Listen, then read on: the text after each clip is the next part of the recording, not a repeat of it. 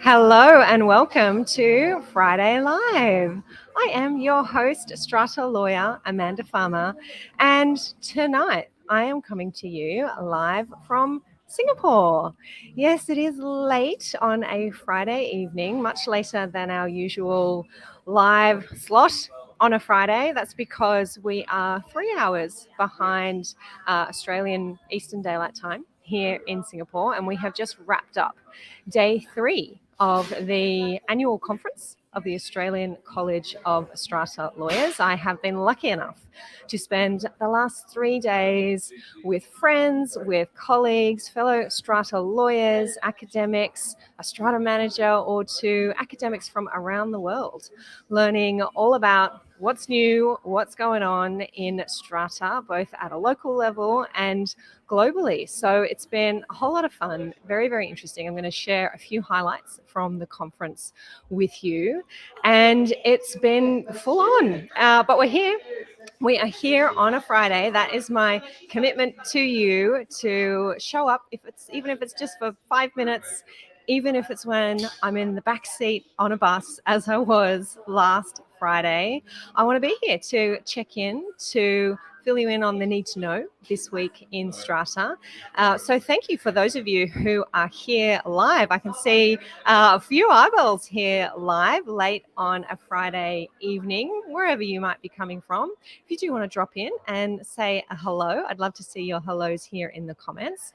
And if you're catching the replay, let me know. Give me a hi. I always whip back around and check on into those comments later on. So love to hear from you.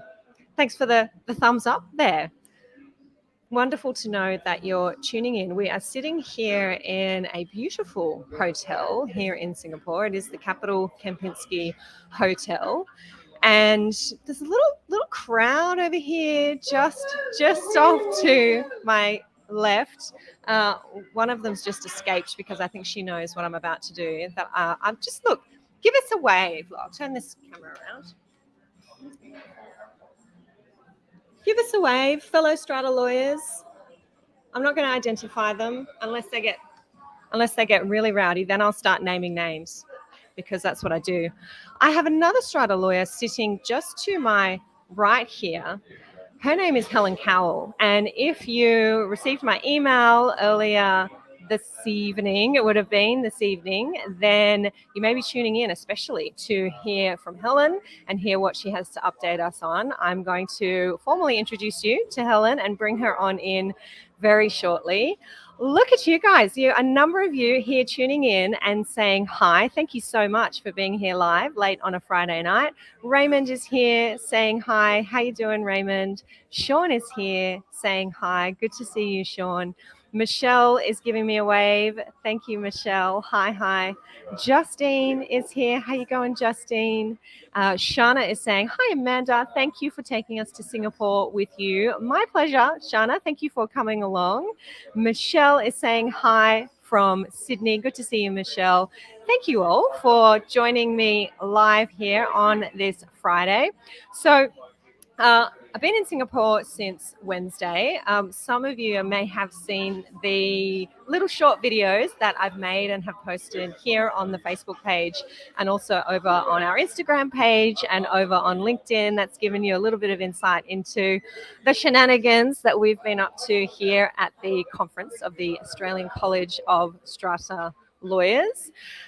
As well as getting up to some shenanigans, we have been learning a lot, and there have been some fabulous presentations and some really great ground covered over the last 3 days in the sessions that we've had. And I pulled out just 3 highlights that I wanted to share with you. That was hard. There were definitely more than 3 highlights for me. The first day of the conference, which was Wednesday, we took a tour to the Singapore Strata Titles Board, and we heard from both the president of the board and the registrar of the board about how things operate in Singapore when it comes to mediations and dispute resolutions for their residents who live in Strata. And it was fascinating to us as Australian lawyers that while they have around about, or just under, I calculated just under 300,000 strata title buildings in Singapore, and Singapore is the third most densely populated country in the world. So a lot of people living here, very, very small country, lots of people living in strata. The Strata Titles Board hears 150 strata disputes a year. That is nothing. That is nothing compared to the thousands of disputes that run through just our New South Wales tribunal. So that was fascinating. We had a bit of discussion about why that might be the case. And I think we've come to the conclusion that culturally, Singaporeans are very law-abiding citizens, and the disputes that do end up before the tribunal are generally pretty serious. They're about water penetration. 60% of the disputes before the tribunal are about water penetration. And the nuisance type disputes that we see a lot of in our jurisdictions, noise and pets and parties, they just don't really seem to bother our Singaporeans, or perhaps it's something that they're not willing to go to the tribunal about. So Strata Titles Board, made up of volunteer members. They're all volunteer members. They don't get paid. They get a small honorarium, and they have a rule that requires them to determine their disputes within 6 months, of that dispute being filed. So we certainly don't have that kind of strict time frame on the matters that are filed in our state tribunals. So fascinating system that they have here in Singapore, and we learned all about that at day one of our conference. Just heading back to those comments, I can see Cheryl saying hi there. Hey, Cheryl. Sean is looking forward to hearing from Helen Kowal. She's coming on in very soon. Sean saying, heard Helen at the Legal Wise Strata Law Intensive seminars recently. Her presentation was most helpful. Thank you. She is very helpful, Sean, and she's got lots to help us out with here tonight. I'll be bringing her in shortly. Emiliana is saying, hello, I'm back to tune into you. Yes, I saw your message earlier, Emiliana, that you have been in New Zealand. So I'm glad that you're back, because if you're in New Zealand, you'd probably be asleep right now because it's very late. One of our followers who is in New Zealand did post on the page earlier, I think it was Don, said, that's too late for me, I'm going to be in bed. So Don will be catching the replay, I'm sure. Another highlight from our conference here in Singapore, the conference of the Australian College of Strata Lawyers. We do have New Zealand members as well in our college, even though we are called an Australian college. The other highlight from day two was Professor Edward T and Professor Alvin C from Singapore Management University. And they were presenting about diversity in the Singaporean strata title context. And the Singapore government, once again, has a very interesting policy about ensuring diversity in multi-owned properties. Singapore is very multicultural. We have Malaysian people, Chinese people, Indian people, all coming together. And there is actually a government policy in the state-owned housing developments, of which there are a significant proportion, that there needs to be a certain mix of races in the one building, and housing is set aside for particular races so that there will always be cultural diversity inside a building. And that's called the EIP, or the Ethnic Integration Policy. And it was just mind-blowing to hear about that the government could mandate certain races in a certain percentage living in a building, and that unit, that apartment, could only be made available to Malaysian people, only be made available to Chinese people, only be made available to Indian people. And if it was then to be on-sold by the people who were granted that apartment by the government, it could only be on-sold to people of the same race. So Singaporeans very, very comfortable talking about race, very comfortable talking about diversity, and ensuring certainly there is no segregation, but there is also no congregation. So the history of that policy, Professor Edward T was telling us, was from many decades ago, when they were making sure that they didn't have communities where a single race would congregate in the one community. So interesting policy decision made many years ago that we're still seeing play out here in Singapore. Some benefits, some downsides definitely to that kind of policy. So great to have that opportunity to hear from Professor T and Professor C about their research in that area. I'm seeing the president of the Australian College of Strata Lawyers, Tim Graham, joining us from LinkedIn. Hey, Tim, so good to see you. Tim, unfortunately, couldn't be with us here in Singapore for our conference. He was definitely missed, but I know you've been tuning in where you can, Tim. The fabulous thing about the conference at Singapore Management University was that it was fully recorded, audio and video recorded. So we've got those sessions available for our members and those who need to be able to catch up on those that education, which is great. So good to see you, Tim. I hope everything is well. Megan is here saying, hello, legends. Hello, Megan. The legend who is going to be joining me in just a few minutes is sitting just here to my right. We will be bringing her in very soon. We have a little crowd here that is made up in this room mostly of Strata lawyers, and they're all waiting for their Friday cocktails. You might hear some cocktail shaking in the background here. We're in a beautiful bar at the Hotel Capital Kempinski in Singapore.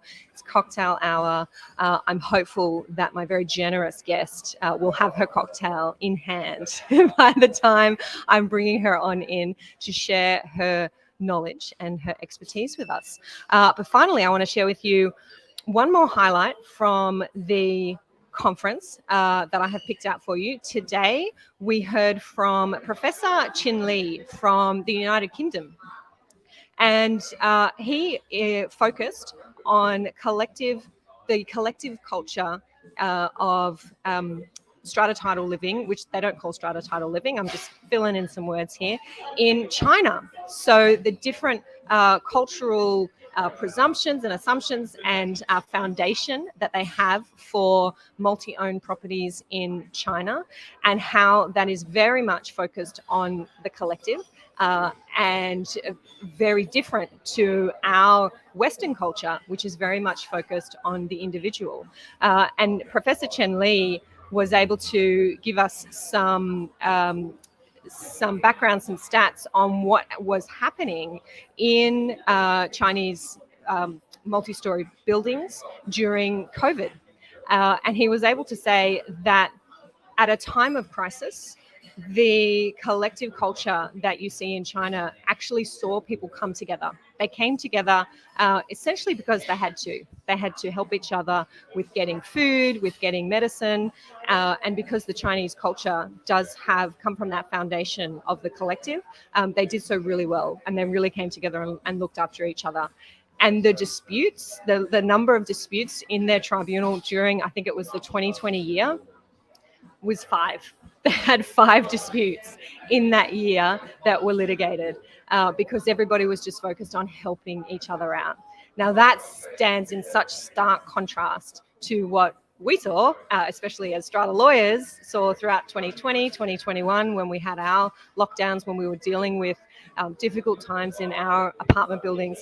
And because, or perhaps partly because we have a culture of individualism, we saw a lot of disputes. We saw a lot of people getting really frustrated. We saw a lot of people getting very angry, feeling that they weren't being heard, that what they needed wasn't coming to them. And that became a really difficult time. And Professor Chen Li was walking us through the cultural reasons why we might have seen those 2 different ways of dealing with a difficult problem in our strata title buildings. So just had that session presented a couple of hours ago, and that was a really fantastic one. Lots and lots of questions for Professor Chin Li about the Chinese system and how all of that works. So great conference. We have wrapped up now. I'm very pleased to say that cocktails have arrived here on the table just in time for me to introduce you to our special guest for this evening, who has very generously agreed to grace us with her presence, to share with us an important news flash, really, it is, that has only happened in New South Wales the last couple of days. And when I found out about it, I said to my special guest, will you please come and chat with us about it on Friday Live, because it's really, really important to those who are living in strata schemes and struggling with emergency remedial work. So Helen Kowal is my guest today. She has a legal career spanning over 25 years in general practice, and for the past decade, Helen has specialised in building, construction, strata and property. She's worked for many owners corporations, developers, builders in all facets of building and construction law in all jurisdictions. Helen is currently a partner at SWAB in the city and in Sydney. Lots of cities in this world, Amanda. She's at SWAB in Sydney. And right now, she happens to be sitting right next to me. Welcome, Helen Kowal. Thanks, Amanda. I'm happy to be here. Lovely to have you. We're going to do our best about sharing this one mic here. A little bit unprepared for our Friday Live, our global Friday Live here, but as always, we make it work.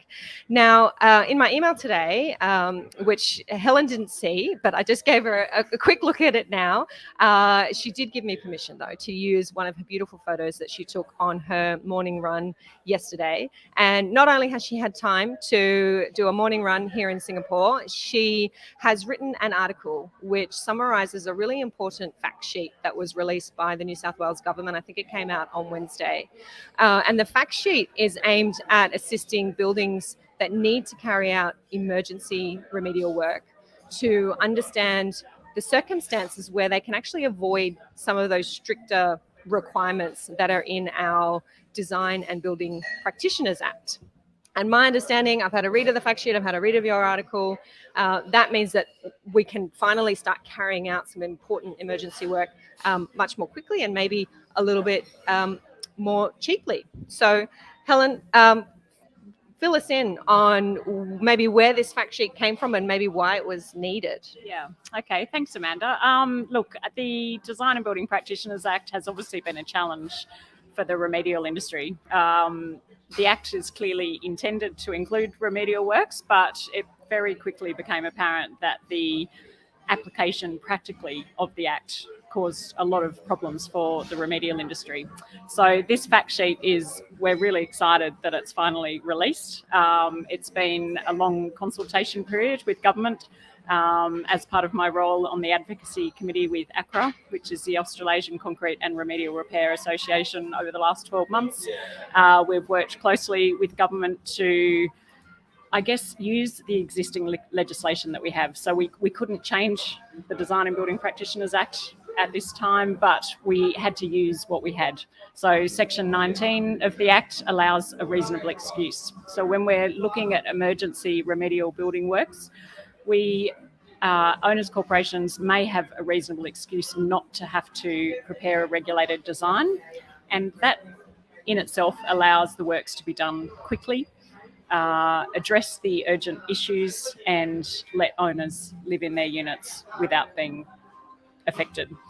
Okay, so under our Design and Building Practitioners Act, for certain work, and I often use the example of waterproofing work, that's the easiest one in my mind, work involving waterproofing, we need to have a regulated design that has to be done by a registered design practitioner, and that's slowing everything down and making it harder and more expensive for our owners corporations to get work done.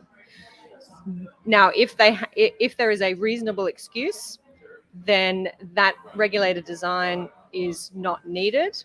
Tell us, Helen, what is a reasonable excuse? Okay, so we are adopting the language of a major defect, in essence. So if you have an immediate situation that is serious and it's affecting the amenity or habitability of a unit, it's affecting health and safety of an occupant, or it's affecting or causing or likely to cause serious damage to a building, then that should qualify as a reasonable excuse and allow those works to be performed without a regulated design, with the intent that obviously the owners corporation and the building practitioners and design practitioners still need to consider their statutory obligations down the track, but it allows those works to be done quickly and without too much fuss.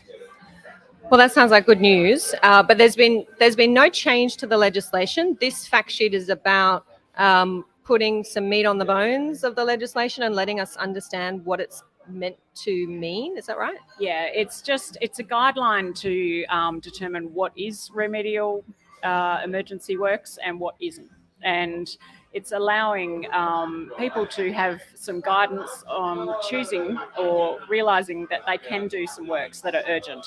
And they still have to lodge a design compliance declaration on the New South Wales portal, but that design compliance declaration doesn't tick the box that it's compliant with the BCA in all circumstances. So a patch repair may not be compliant, but if it's urgent works and it's classified as emergency remedial building works, then you can tick that box, you can lodge it on the portal. It is a trigger for the government to perhaps audit those works down the track. And there is a responsibility, say, 6 months down the track, or if the works aren't working, that the owners corporation then will look at a full regulated design and comply with the DBP. So this is really about those temporary repairs. You've said the word patchwork there. This is something where there's water coming through the ceiling, a resident is being affected, there's going to be significant loss, damage to lot property, and we need to do something really fast. It's not the whole fix. It's not re-waterproofing the whole roof membrane that needs to be done after 25 years. It's just making sure that we can seal the place where I'm a lawyer, I'm not a builder, seal the place where the water's coming in and stop that just for now. That's the kind of work that is going to be doesn't require those strict provisions in the Act to be complied with. That's right, and there's a number of case studies in the fact sheet that you can refer to that give you an example of what is emergency works and what isn't. And the intent is that if that issue, if those works that you're performing actually fix the issue, so they may be extensive enough to have actually fixed the issue, then you don't have to prepare a regulated design down the track. But if the issue keeps presenting or the emergency works don't address the whole situation, then you have to go through the process. Okay, interesting. So we do have a link to the Fair Trading fact sheet, emergency remedial building work. Rochelle, who has very kindly stayed back late tonight to assist with this Friday Live, she's going to post that there in the chat. And Helen's article summarising the key parts of that fact sheet and reminding us of those key obligations in the legislation and what it is that has now been clarified with this fact sheet. Helen's article is on the SWAB attorney's website, and we have a link to that one too, which is coming into your comments here now on Facebook, on YouTube, and we'll send them over to LinkedIn as well. Just heading back up to these comments here, we have Alba who is saying excellent. Okay, excellent news, no doubt, for owners who need to get this temporary repair work done urgently, are able to, hopefully we're going to see now this work being fast-tracked a little bit, more contractors available now to do this work. Yeah, look, I think one of the issues that owners corporations are facing is that the building practitioners need to be registered under the Design and Building Practitioners Act, and that is causing delays. There's practitioners that aren't registered who want to be registered, taking time to get to that stage. So there's still a lot in the background. We're looking at various other aspects of the legislation for the remedial industry, so we'll have some more guidance coming out shortly in respect of exempt developments, demarcation, performance solutions. So there's a lot going on, but this is hoped that it will assist owners corporations in getting those urgent works done and allowing owners to live in their units. Sounds like good news to me. Anything else you wanted to add, Helen, that we haven't covered off, the need to know? No, just keep your ear out. There's more coming, and we hope to work with government and continue the impact on remedial and assist the Strata corporations. Sounds good. Megan is saying, very helpful summary. Thanks for making time for us. Party hard. Yes, we are in Singapore. We are at the bar. Here it is 10 to 6 p.m. on Friday night. I know it's late in various other parts of the world, so I really appreciate the many of you who have tuned in live. If you've got more questions, if you have comments that you'd like to make about the Act and about the new fact sheet, questions for Helen, feel free to post them in here, and I may impose upon Helen to give us some more guidance if she can. This is something that has just come out. Strata managers will be looking at this fact sheet. I'm encouraging committees who are doing work to look at this fact sheet and to understand whether or not they do have a reasonable excuse and are able to avoid some of those stricter obligations under the Design and Building Practitioners Act when they're carrying out emergency building work. So thank you very much, Helen, for joining me on Friday afternoon. Thanks, Amanda. Helen has a cocktail next to her now, and I think I'm going to let her go and enjoy that. Thank you. And thank you for being here later than usual. If you are used to coming in from New Zealand, I know we have a few followers who come in from New Zealand. You'll no doubt be catching the replay the next morning. So a special hello to you. Cheryl is saying, looking forward to getting this online. Yeah, so Cheryl, is this, I'm wondering if your community is going to be able to tap into using this new knowledge, this new clarification of our Design and Building Practitioners Act to be able to get some work done. Justine is saying, as a design practitioner, this fact sheet will help to maintain the structure until it is rectified properly. Yeah, great summary. I like that, Justine. Thank you very much for sharing that. What we're doing here is a temporary or a holding repair in order to prevent further loss and damage to property, to common property or to lot property, maintaining the structure until it's rectified properly. Thank you, Justine. Good summary. Happy Friday to you, Michelle. Yes, I am about to sign on off. We're heading out for another fabulous dinner here in Singapore with the Australian College of Strata Lawyers. I think we're having chili crab. I think the crab's happening tonight. So we're very excited, looking forward to that. Look, I'm just going to spin you around because the Strata lawyers are all sitting around having their Friday cocktails, and maybe we can get them to wave. See how we go. Oh, there they are. They did. Look, I didn't even have to ask them. They're not camera shy, are they? They've been waiting. They've been watching. Amanda, come on, we want to be in it. We want to be in it. Lovely to see you all. Enjoy your weekends. I will be traveling home tomorrow morning, and then I'll be in Sydney for a night, and then I'll be heading back to my country home. Looking forward to seeing my family. It's been a little while. Enjoy your weekends in Strata. I'm heading off. Thanks, everyone. Bye.